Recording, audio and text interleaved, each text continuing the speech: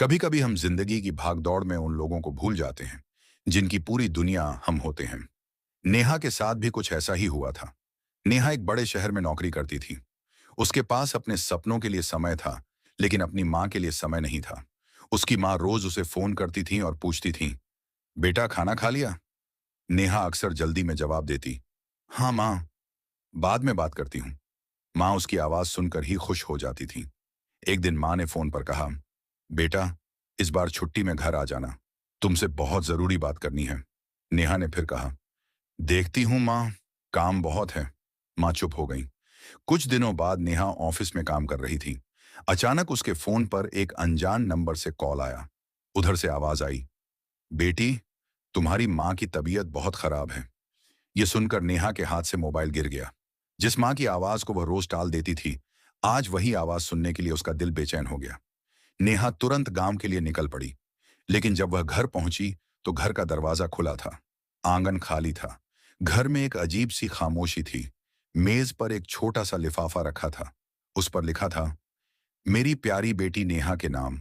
नेहा कांपते हाथों से चिट्ठी खोलती है।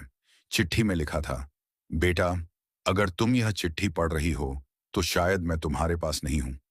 मुझे तुमसे कभी कोई शिकायत नहीं थी। मुझे बस तुम्हारी आवाज सुननी थी। तुम बचपन में जब स्कूल से लौटती थीं, तो मैं दरवाजे पर तुम्हारा इंतजार करती थी। तुम्हारे आने की आहट सुनकर मेरी सारी थकान दूर हो जाती थी। आज भी मेरा मन उसी दरवाजे पर तुम्हारा इंतजार करता रहा। बेटा जिंदगी में कितना भी बड़ा मुकाम हासिल कर लेना, लेकिन अपने अपनों के लिए थोड़ा समय जरूर बचाना। पैसा दोबारा कमाया जा सकता है, समय दोबारा नहीं मिलता। और बेटा अगर कभी तुम्हें लगे कि तुम बहुत अकेली हो, तो याद रखना, तुम्हारी माँ का आशीर्वाद हमेशा तुम्हारे साथ रहेगा। चिट्ठी पढ़ते पढ़ते नेहा की आंखों से आंसू बहने लगे। उसे अपनी माँ की हर वह मिस्ड कॉल याद आने लगी, जिसे उसने काम की वजह से काट दिया था।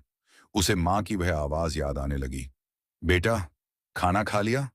नेहा माँ की तस्वीर को सीने से लगाकर रोने लगी।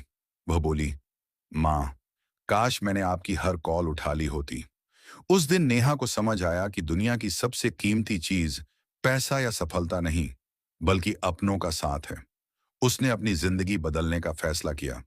अब वह अपने काम के साथ साथ अपने परिवार के लिए भी समय निकालती थी, क्योंकि कुछ रिश्ते हमें दोबारा मौका नहीं देते। इसीलिए जब तक आपके अपने आप के साथ हैं, उनसे बात कीजिए, उनका हाल पूछिए, उनके साथ थोड़ा समय बिताइए, क्योंकि कभी कभी एक छोटी सी फोन कॉल किसी अपने के लिए पूरी दुनिया होती है।